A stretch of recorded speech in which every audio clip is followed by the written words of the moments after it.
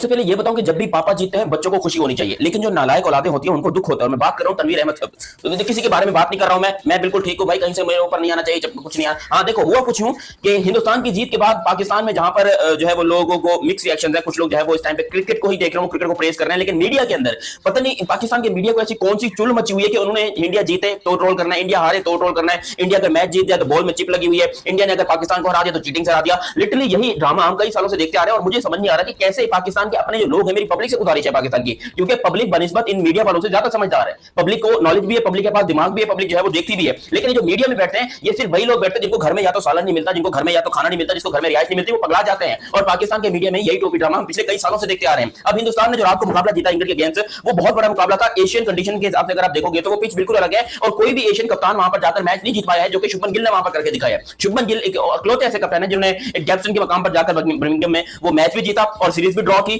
Series यानी कि अभी बराबर है, अभी खत्म नहीं हुई है, अभी इंडिया और जीतेगा। और ग्राउंड के अंदर हिस्ट्री में पहली दफा जो है वो शुभमन गिल की कैप्टनसी के अंदर 25 साल के लड़के ने जो है वो हिस्ट्री को बदल के रख दिया और भाई मैच को ऐसा विन किया 350 की लीड से जो है वो हरा के रख दिया। हैरी ब्रोक कहता था कि इंडिया जितना टारगेट देगा हम उसको चेज करेंगे। भाई बैंस के बाउंड्री चेज करके दिखाओ। 23 रन तो तुमसे मुश्किल से बने। सिराज तुमसे कंट्रोल नहीं हुआ, आकाशदीप तुमसे कंट्रोल नहीं हुआ। अगर हम बात करें ट्रेविस हेड के रिकॉर्ड के बाद, अगर हम बात करें डेविड के रिकॉर्ड टूटे गए हैं, विराट कोहली के रिकॉर्ड तोड़े गए हैं और हाईएस्ट रन जो है वो बनाने में से 9th नंबर पर शुभमन गिल आ चुके हैं। और इंग्लैंड वालों ने समझा था कि बच्चे हैं और हम इनसे आराम से जीत लेंगे, विराट कोहली नहीं है, उसके बाद स्पीड बुमराह नहीं है तो हम जीते। पाकिस्तानी वहां से बात करते हैं, क्या कहेंगे? एक सीरीज जो है वो लेवल हो चुकी है, क्या कहेंगे जिस तरह की इनको हार दी है, नाको जाने चुपा के रख दी है। मैं तो ये कहूंगी कि आप कह रहे थे रिकॉर्ड पे रिकॉर्ड, और वाकई में हम लोग किस-किस के रिकॉर्ड की बात करें, आकाशदीप का मेडन साइफर, अगर हम लोग बात करें all time highest score bye Shubman Gill, और अगर बात की जाए तो भाई राहुल द्रविड़ के रिकॉर्ड टूटे, विराट कोहली के रिकॉर्ड टूटे, पता नहीं कितने रिकॉर्ड्स ब्रेक हुए बर्मिंघम के अंदर। आप देखें पहली दफा ever in the history match जीता गया, फिर उसके बाद पहली दफा in the cricket history 1000 plus runs in test बने, ठीक है। फिर उसके बाद इतनी सारी चीजें एक साथ हमसे तो हजम ही नहीं हो रही है कि भाई हम किसकी बात करें। हम सिराज के कमबैक की बात करें, हम लोग आकाशदीप की परफॉर्मेंस की बात करें, एक नए टैलेंट पर बात करें, हम लोग शुभमन गिल की कैप्टनसी पर बात करें, हम लोग उनकी गौतम गंभीर के एरा की बात करें, शुभमन गिल के एरा की बात करें, ट्रू हम शुभमन गिल के एरा की बात करें। भाई crack the code, the guy crack the code. English media जो है बड़ा हाई क्रिटिसिज्म कर रहा है इस वक्त। अगर आप बात कर लें तो ब्रेंडन मैकलम हो गए, बेन स्टोक हो गए, हाईली क्रिटिसिज्म की साथ में दोनों को जो बड़ा क्रिटिसाइज किया जा रहा है कि इस वेन्यू के ऊपर जो इससे पहले हम किसी एशियन टीम से हारे नहीं थे, लेकिन इंडिया ने वो कारनामा सरंजाम करके दिखा दिया और वो पहली टीम बन गई जिन्होंने जो एशियन टीम वो बन गई जिन्होंने इंग्लैंड को जो इस वेन्यू के ऊपर जो हरा दिया। इवन ब्रेंडन मैकलम जो बड़ी अच्छी क्रिकेट को प्रमोट करते हैं, एग्रेसिव खिलाते हैं, और जिस तरह बेन स्टोक है उनको तो एक टेस्ट क्रिकेट को जिस तरह रिप्रेजेंट कर रहे हैं इंग्लैंड को, ऐसा लगता है कि यार उनकी कप्तानी में तो हमको नए कारनामे सरंजाम देंगे। लेकिन कल का लड़का शुभमन गिल, जिसको जो है पाकिस्तान में शबनम गिल कभी किस तरह कहा जाता था प्यार से, कल का लड़का उठकर आया और उसने आकर बेन स्टोक की जो टीम है उसको हरा दिया और एक यंग टीम को आकर उसने लीड किया, जिसके अंदर ना विराट कोहली शामिल थे, ना रोहित शर्मा शामिल थे, ना जसप्रीत बुमराह शामिल थे, ना ही मोहम्मद शमी शामिल थे। मेन जो आपके बड़े बड़े खिलाड़ी हैं 4 वो भी शामिल नहीं थे।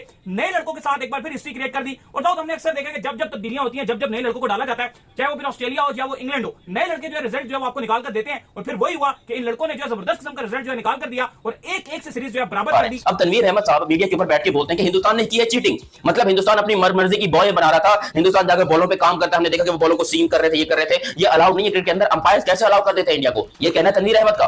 तो भाई वो आपके घर में आए थे कि आपको टेंशन हो गई है? नहीं, वो मैच इंग्लैंड का है, खेल इंडिया रहा है, जीत इंडिया रहा है, अंपायर इंग्लैंड के हैं, कोई पाकिस्तानी अंपायर भी नहीं है वहां पर। आपको ये खबर किसने दी? पहले मुझे आप ये मुझे वो सोर्स ला के बताओ जिसने तनवीर अहमद को ये खबर दी कि भाई इंडिया जो है वो चीटिंग कर रहा है, इंडिया ने जो है वो प्रॉब्लम क्रिएट की है बॉल के साथ या किसी भी चीज के साथ। यार ये सिर्फ फ्रस्ट्रेशन है, जलन है, हवस है, ये जलन है हिंदुस्तान के इस नंबर 1 होने से, जबकि पाकिस्तान की जो नॉर्मल पब्लिक है वो इस टाइम के ऊपर प्रेस कर रही है। अगर आप किसी भी पब्लिक से जाकर पूछोगे, वो कोई अंधा भी होगा ना जो क्रिकेट नहीं देखता, उसने भी हिंदुस्तान का नाम इतना सुन लिया पाकिस्तान में कि बोलेगा भाई इंडिया ही जीत रहा है, इंडिया ही जीत रहा है, इंडिया ही बेहतर है। लेकिन ये जो आंखों से देखते हैं क्रिकेटर, जिनको पता है कि क्रिकेट में क्या हो रहा है, जो फॉर्मर क्रिकेटर्स हैं, इनको हालांकि अच्छी बात करनी चाहिए, क्रिकेट को लेकर प्यार मोहब्बत वाली बात करनी चाहिए। नहीं भाई, ये बैठ के अपनी फ्रस्ट्रेशन निकालने में लगे हुए हैं।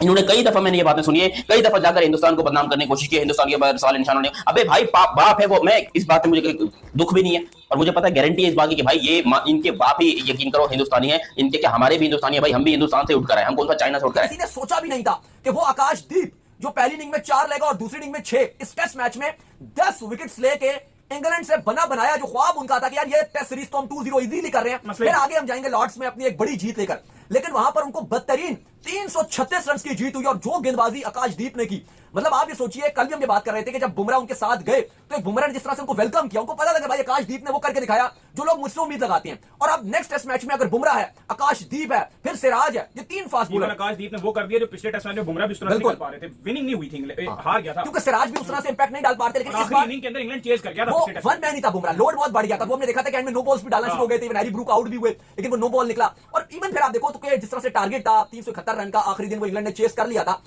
इसलिए यही वजह थी कि जो लोग बात कर रहे थे कि शुभमन ने इतना लेट डिक्लेयर क्यों किया, वजह ये थी क्योंकि माइंड में था कि इंग्लैंड के चेस कर गया था। 400 जब इंग्लैंड को लगता है ना तो इंग्लैंड थोड़ा अलग तरीके से खेलता है।